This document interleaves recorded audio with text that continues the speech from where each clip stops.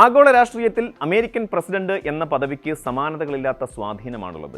ആ കസേരയിലിരിക്കുന്ന വ്യക്തിയുടെ ഓരോ തീരുമാനവും ലോകത്തിന്റെ വിവിധ കോണുകളിലെ സാമ്പത്തിക, സാമൂഹിക, നയതന്ത്ര മേഖലകളിൽ വലിയ പ്രകമ്പനങ്ങൾ സൃഷ്ടിക്കാൻ പോകുന്നതാണ്. അതുകൊണ്ട് തന്നെ അമേരിക്കൻ ഭരണത്തലപ്പത്തെത്തുന്ന വ്യക്തിയുടെ നയങ്ങൾക്കൊപ്പം തന്നെ അവരുടെ മാനസികാവസ്ഥയും ചിന്താരീതികളും അന്താരാഷ്ട്ര തലത്തിൽ നിരന്തരം ചർച്ച ചെയ്യപ്പെടാറുണ്ട്.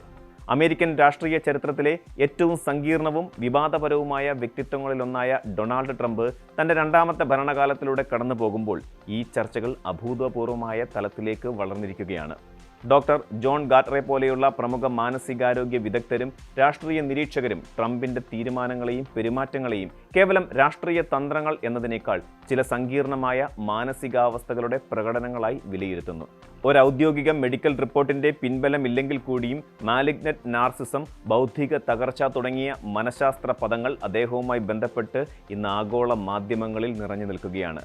ഒരു ലോക നേതാവിൻ്റെ മാനസിക വ്യാപാരങ്ങൾ എങ്ങനെയാണ് ഭൂഖണ്ഡങ്ങൾ താണ്ടി സാധാരണക്കാരുടെ ജീവിതത്തെ പോലും സ്വാധീനിക്കുന്നതെന്ന് മനസ്സിലാക്കാൻ ഈ നിരീക്ഷണങ്ങളുടെ ആഴങ്ങളിലേക്ക് നമുക്കൊന്ന് പരിശോധിക്കേണ്ടതുണ്ട്. മനഃശാസ്ത്ര രംഗത്ത് വളരെ ഗൗരവത്തോടെ കാണുന്ന ഒരവസ്ഥയാണ് മാലിഗ്നന്റ് നാർസിസിസം.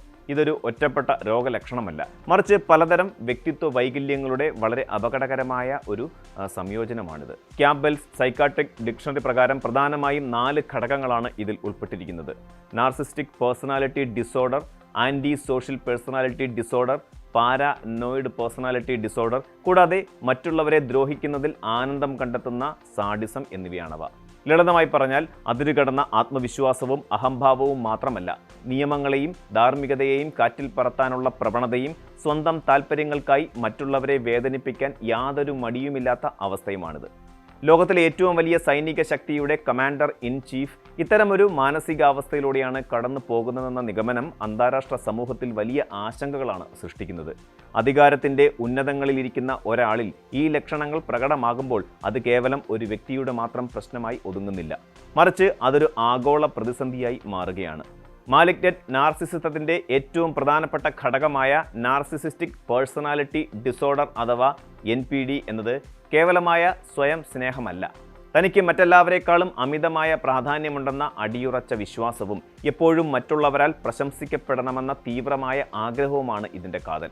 ഇതിനൊപ്പം മറ്റുള്ളവരോട് യാതൊരുവിധ സഹാനുഭൂതിയും ഇല്ലായ്മയും സ്വന്തം കാര്യലാഭത്തിനായി ചുറ്റുമുള്ളവരെ കരുക്കളാക്കി ഉപയോഗിക്കാനുള്ള പ്രവണതയും ഇത്തരക്കാരിൽ കാണാം. ഡൊണാൾഡ് ട്രംപിൻ്റെ സമീപകാല പ്രസ്താവനകളും പ്രവൃത്തികളും ഈ ലക്ഷണങ്ങളോട് വളരെ അടുത്ത് നിൽക്കുന്നതായി വിദഗ്ധർ ചൂണ്ടിക്കാണിക്കുന്നുണ്ട്. ലോകത്ത് നടക്കുന്ന 8 യുദ്ധങ്ങൾ അവസാനിപ്പിച്ചതിന് തനിക്ക് സമാധാനത്തിനുള്ള നൊബേൽ സമ്മാനം ലഭിക്കണമെന്ന് അദ്ദേഹം അടുത്തിടെ അവകാശപ്പെട്ടത് ഇതിൻ്റെ വ്യക്തമായ ഉദാഹരണമാണ്. യാഥാർത്ഥ്യവുമായി യാതൊരു ബന്ധവുമില്ലാത്ത ഇത്തരം അവകാശവാദങ്ങൾ അതിരുകടന്ന ആത്മരതിയുടെ പ്രതിഫലനമാണ്. അതുപോലെ തന്നെ സാമൂഹിക മാധ്യമമായ എക്സിലൂടെ ഇറാനിയൻ ജനതയെ ഒന്നടങ്കം ഇല്ലാതാക്കുമെന്ന് ഭീഷണിപ്പെടുത്തുന്നതും ചില സന്ദർഭങ്ങളിൽ സ്വയം യേശുക്രിസ്തുവിന് തുല്യനായി ചിത്രീകരിക്കാൻ ശ്രമിക്കുന്നതും നാം കണ്ടതാണ്. ഇത്തരം പ്രസ്താവനകൾ ഒരു സാധാരണ രാഷ്ട്രീയക്കാരൻ്റെ ഗിമിക്ക് എന്നതിലുപരി താൻ സർവശക്തനാണെന്ന മിഥ്യാബോധത്തിൽ നിന്ന് ഉടലെടുക്കുന്നതാണെന്ന് മനഃശാസ്ത്രജ്ഞർ വിലയിരുത്തുന്നു. സോഷ്യോപ്പതി എന്ന പേരിൽ പൊതുവെ അറിയപ്പെടുന്ന ആൻറ്റി സോഷ്യൽ പേഴ്സണാലിറ്റി ഡിസോർഡറാണ് മാലിഗ്നന്റ് നാർസിസിസത്തിൻ്റെ രണ്ടാമത്തെ അപകടകരമായ മുഖം. ശരിയും തെറ്റും തമ്മിലുള്ള വേർതിരിവുകൾ പൂർണ്ണമായും അവഗണിക്കുക, ചെയ്ത തെറ്റുകളിൽ യാതൊരുവിധ കുറ്റബോധവും തോന്നാതിരിക്കുക, ബാധ്യതകളെയും നിയമങ്ങളെയും പുച്ഛിച്ചു തള്ളുക എന്നിവയാണ് ഇതിൻ്റെ പ്രധാന ലക്ഷണങ്ങൾ. എന്ത് പ്രത്യാഘാതം ഉണ്ടാകുമെന്ന് ചിന്തിക്കാതെ പെട്ടെന്ന് തീരുമാനങ്ങൾ എടുക്കുന്നതും വിയോജിക്കുന്നവരെ ആക്രമിക്കാൻ പ്രവണത കാണിക്കുന്നതും APDയുടെ ഭാഗമാണ്. ഒരു രാജ്യത്തിൻ്റെ ഭരണാധികാരിയിൽ ഇത്തരം സ്വഭാവങ്ങൾ കാണുന്നത് വളരെ ഗൗരവമുള്ള കാര്യമാണ്. ആഗോള വിപണിയെയും ഇന്ത്യയെയും ചൈനയെയും ഉൾപ്പെടെയുള്ള രാജ്യങ്ങളെയും പ്രതികൂലമായി ബാധിക്കുന്ന തരത്തിൽ യാതൊരു മുന്നറിയിപ്പുമില്ലാതെ അസ്ഥിരമായ ഇറക്കുമതി തീരുവകളും അതുപോലെ നികുതികളും അദ്ദേഹം നടപ്പിലാക്കുന്നത് ഈ വിവേചനരഹിതമായ പെരുമാറ്റത്തിൻ്റെ തെളിവായി പലരും ചൂണ്ടിക്കാണിക്കുന്നുണ്ട്.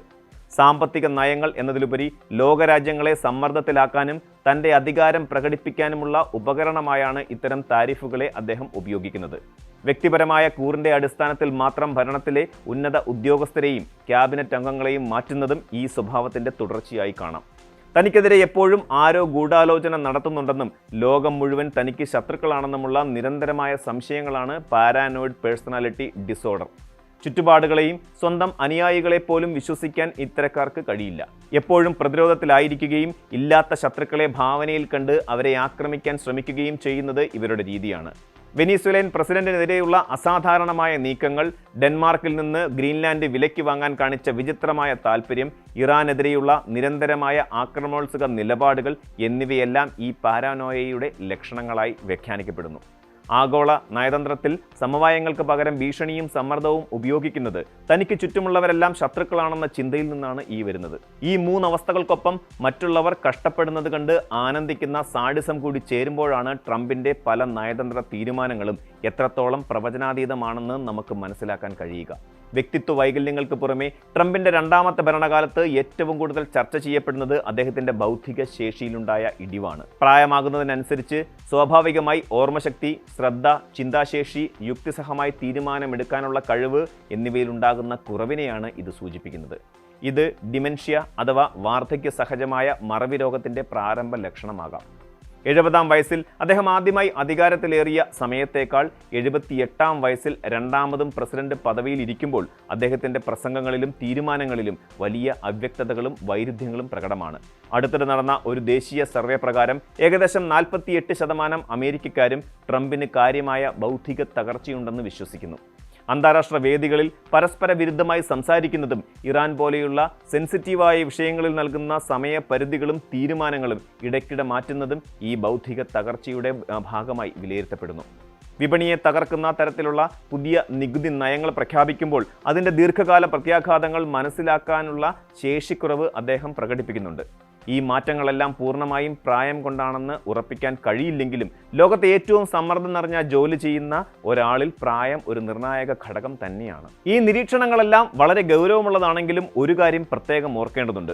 അമേരിക്കൻ സൈക്കാട്രിക് അസോസിയേഷന്റെ ഗോൾഡ് വാട്ടർ റൂൾ പ്രകാരം നേരിട്ട് ക്ലിനിക്കൽ പരിശോധന നടത്താതെ ഒരു പൊതുപ്രവർത്തകന് മാനസിക രോഗമുണ്ടെന്ന് ഔദ്യോഗികമായി പ്രഖ്യാപിക്കുന്നത് വൈദ്യശാസ്ത്ര നൈതികതയ്ക്ക് വിരുദ്ധമാണ്. മാധ്യമ വാർത്തകൾ, പ്രസംഗങ്ങൾ, അദ്ദേഹത്തിൻ്റെ സോഷ്യൽ മീഡിയ പോസ്റ്റുകൾ എന്നിവ മാത്രം അടിസ്ഥാനമാക്കി ഒരു വ്യക്തിയുടെ മാനസികാവസ്ഥയെക്കുറിച്ച് അന്തിമമായ ഒരു മെഡിക്കൽ റിസൾട്ട് നൽകാൻ ലോകത്തൊരാൾക്കും കഴിയില്ല. അതുകൊണ്ട് തന്നെ ഡോക്ടർമാരും നിരീക്ഷകരും നടത്തുന്ന ഈ ചർച്ചകൾ ഔദ്യോഗികമായ രോഗനിർണയമല്ല, മറിച്ച് മുൻകൂട്ടി കാണാൻ കഴിയുന്ന അദ്ദേഹത്തിൻ്റെ സങ്കീർണമായ രാഷ്ട്രീയ നീക്കങ്ങളെയും വിചിത്രമായ തീരുമാനങ്ങളെയും വിശകലനം ചെയ്യാനും മനസ്സിലാക്കാനുമുള്ള ശാസ്ത്രീയമായ ശ്രമങ്ങൾ മാത്രമാണ്. ലോകം നേരിടുന്ന വർത്തമാനകാല പ്രതിസന്ധികളെ, പ്രത്യേകിച്ച് സാമ്പത്തിക യുദ്ധങ്ങളെയും അതുപോലെ അതിർത്തി തർക്കങ്ങളെയും മനസ്സിലാക്കാൻ ഭരണാധികാരികളുടെ ഇത്തരം മനഃശാസ്ത്രപരമായ വശങ്ങൾ കൂടി പരിഗണിക്കുന്നത് വളരെ അത്യാവശ്യമാണ്. വ്യക്തികളുടെ മാനസികാവസ്ഥകൾ എങ്ങനെയാണെന്ന് ചരിത്രത്തെയും ലോകക്രമത്തെയും മാറ്റിമറിക്കുന്നത് എന്നതിൻ്റെ ജീവിക്കുന്ന ഉദാഹരണമായി ഈ കാലഘട്ടം ഭാവിയിൽ വിലയിരുത്തപ്പെട്ടേക്കാം. ലോക സമാധാനവും സാമ്പത്തിക ഭദ്രതയും ഒരു വ്യക്തിയുടെ വൈകാരിക ചാഞ്ചാട്ടങ്ങളിൽ തൂങ്ങിയാടുന്ന ഇന്നത്തെ അവസ്ഥ ആഗോള ജനാധിപത്യ സംവിധാനങ്ങൾ എത്രത്തോളം ദുർബലമാണെന്ന വലിയ തിരിച്ചറിവ് കൂടിയാണ് നമുക്ക് നൽകുന്നത്. കൂടുതൽ വാർത്തകൾക്ക് news 18 Keralam YouTube channel subscribe ചെയ്യുക.